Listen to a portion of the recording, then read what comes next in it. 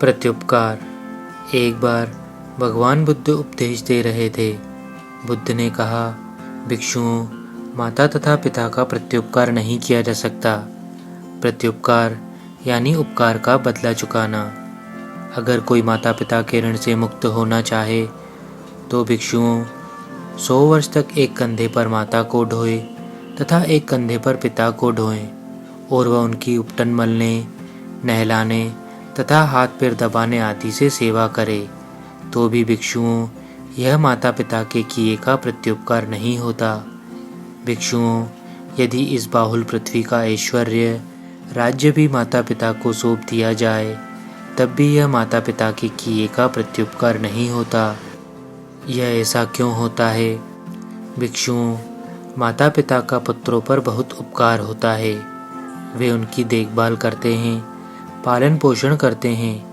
वे उन्हें यह लोक दिखाते हैं, ज्ञान से अवगत कराते हैं, अर्थात वे उन्हें इस लोक से परिचित कराते हैं। इसलिए भी कोई पुत्र माता पिता के ऋण से मुक्त नहीं हो पाता। यदि कोई व्यक्ति माता पिता के ऋण से मुक्त होना चाहे तो उसे अपने माता पिता को धर्म में स्थापित करना चाहिए। भिक्षुओं, जो कोई अश्रद्धावान माता पिता को श्रद्धा संपदा में प्रेरित करता है, स्थापित करता है, प्रतिष्ठापित करता है, दुष्शील माता पिता को शील संपदा में प्रेरित करता है, कृपण माता पिता को त्याग संपदा में प्रेरित करता है, दुष्प्रज्ञ माता पिता को प्रज्ञा संपदा में प्रेरित करता है, तब कहीं माता पिता के किए का प्रत्युपकार होता है।